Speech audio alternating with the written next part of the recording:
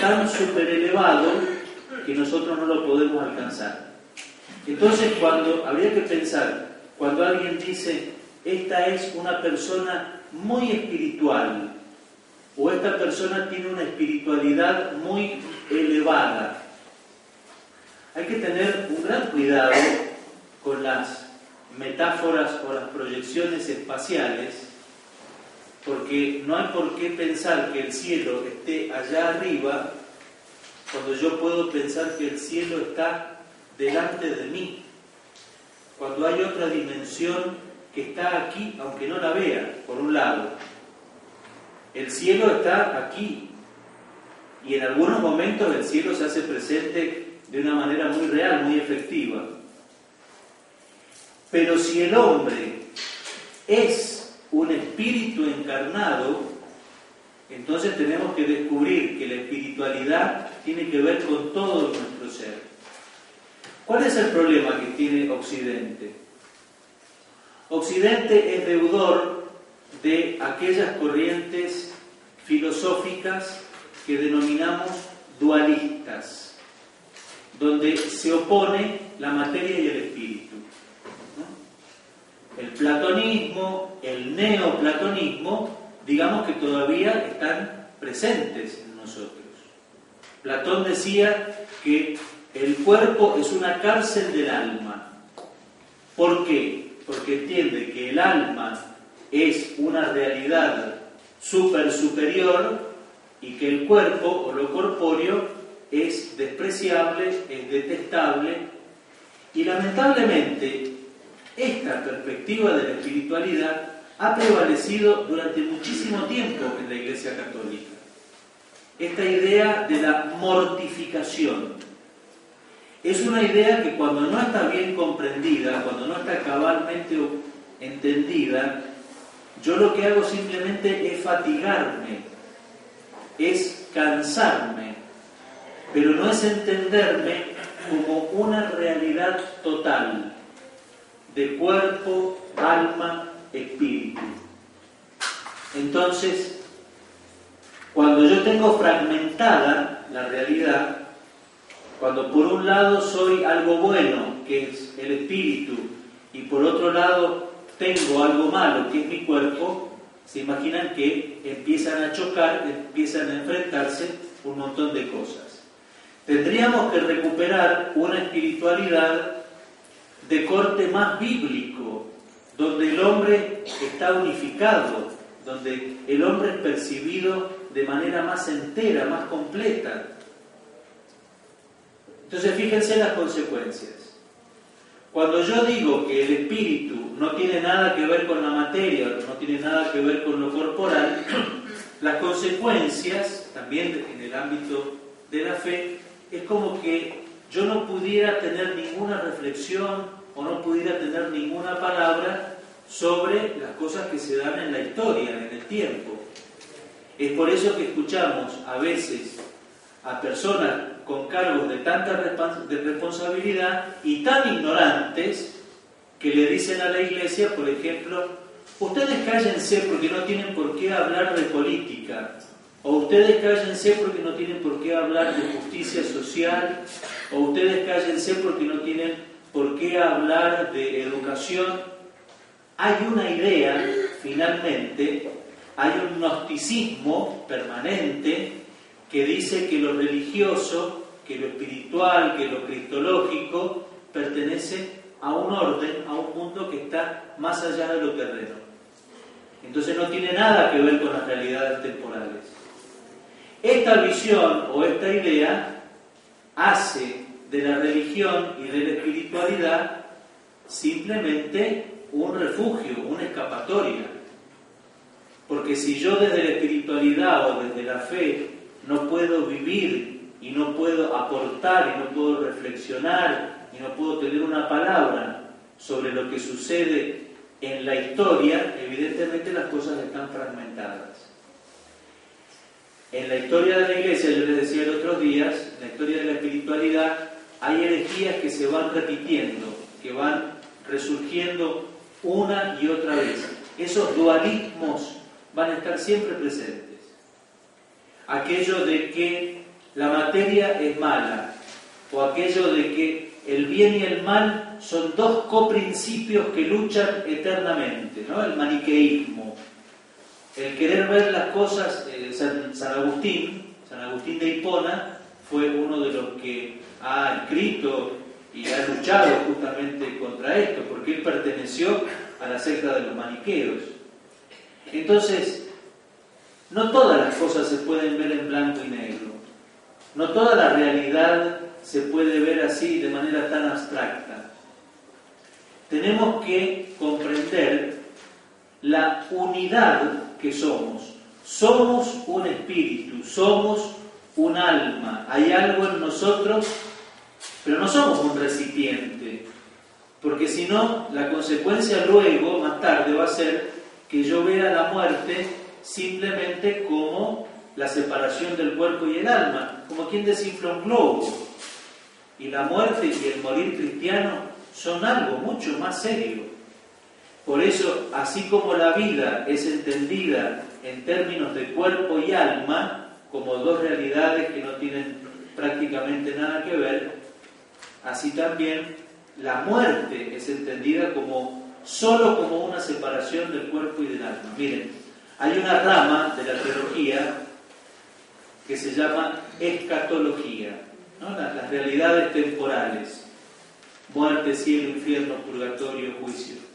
Dentro de la escatología hay otra rama que es la tanatología, es decir, una reflexión teológica sobre la muerte. Uno podría decir, ¿hay algo que decir si las cosas se terminan en un instante? Pero a la luz de la visión que tengamos de la muerte, nosotros también podemos comprender qué entendemos por la vida, qué nos pasa con la vida. Aquí también tenemos entonces un enorme capítulo que es el tema del alma. En algunos, la vida espiritual se remite o se refiere al alma, ¿no? Como principio vital. Entonces toda la reflexión o todo el pensamiento o el lenguaje o el modo de hablar es como que solo una parte de nosotros tuviera que ver con la relación con Dios, con la experiencia de Dios, ¿no? Mi alma. Como que solamente a esa dimensión tengo que prestarle atención. Hay que tener un enorme cuidado, porque si uno se desconecta, ¿no? Como que se abstrae y como que observa aún el alma de uno como una realidad donde suceden todas estas cosas, nos fragmentamos, nos dividimos. Y la experiencia que uno va a tener es finalmente de que es un ser corpóreo, porque yo puedo estar pensando en el alma toda la vida, pero si no le presto atención a mi cuerpo, a mi condición histórica, a lo que yo soy como persona, tarde o temprano esa unidad intrínseca que hay en nosotros, hay un aspecto entonces antropológico. Luego creo que el padre Santiago, creo que es el que les va a hablar de los temas antropológicos, pero tenemos que partir de una buena base. ¿Quién es el hombre? Una pregunta que en general no nos hacemos cabalmente. Tenemos como unos presupuestos, bueno, sí, soy, existo, tengo este trabajo, esta familia, voy creciendo. Pero para mí uno de los problemas es no percibir con una mayor precisión o con una mayor exactitud de qué se trata cuando hablamos de el alma. Nosotros decimos con la filosofía más clásica que el alma es el principio vital. Nuestra alma es lo que nos permite vivir. Estamos vivos porque tenemos un alma inmortal. Por una parte, con un aspecto, una dimensión, como quieran llamarlo, que tiene que ver con lo más vegetativo, como que es principio de vida, y con una parte más superior que en la antropología cristiana hemos llamado espíritu. pero también le llamamos alma a un conjunto de valores, a un conjunto de elementos que constituyen, por ejemplo, una identidad. Podemos hablar de un alma argentina, de un alma que tenemos como país. Por eso, cuando en la oración por la patria, que hemos repetido tantas veces, esa expresión, queremos ser nación, la podríamos traducir también por queremos tener un alma, que no es simplemente los motivos de un patriotismo así, de un folclorismo simplemente nacionalista. Tiene que ver con lo que nos constituye como pueblo. Es legítimo hablar entonces de un alma nacional o de un alma argentina. Pero el alma, además, representa o evoca o concentra un montón de realidades, un montón de valores, de aspiraciones, de anhelos, de deseos. ¿Ven? Aquí nuevamente aparece el tema de los deseos. Por eso tiene allí este subtítulo, el alma, agua y fuego. Hay una parte de nuestro ser espiritual que tiene que ver con la actividad, con la creatividad, con el dinamismo, que tiene que ver con el movimiento, ¿no? Justamente con esa idea, con esa imagen del fuego. Para que algo entre en combustión necesita una materia combustible, calor y aire y oxígeno. Entonces, en esa combustión se da un movimiento. Hay un aspecto, entonces, de nuestro ser que tiene que ver con lo creativo. La psicología freudiana le llama a esto la pulsión del eros, la pulsión erótica, que a nosotros nos suena casi como una mala palabra. Yo creo que tenemos que madurar mucho en el sentido que tiene el lenguaje. ¿Qué dijo Freud? Dice, hay dos principios que rigen, dos pulsiones que rigen la vida de los hombres. Una es eros, es todo lo creativo, la acción, la actividad, la vitalidad, la alegría, el gozo de vivir. Si quieren, en una palabra más cristiana, es el entusiasmo. Entusiasmo es una palabra que procede del griego y significa en Theos, en Dios. El que está entusiasmado está lleno de Dios.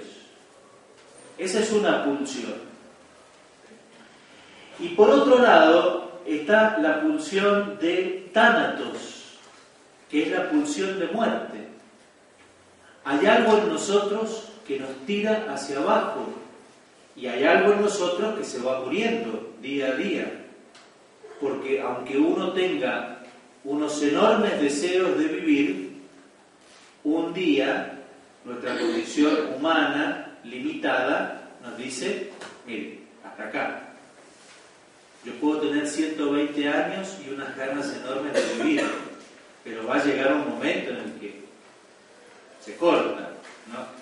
Y puedo ser la persona más entusiasmada que haya en el mundo. Entonces, esas dos pulsiones nos rigen. Y es verdad, porque todos lo sabemos. Hay días o etapas de la vida, momentos de la vida en los que nos sentimos, ¿no?, con esa enorme capacidad creativa. Pero también a veces contemporáneamente experimentamos que no podemos avanzar, que nos cuesta, nos sentimos limitados.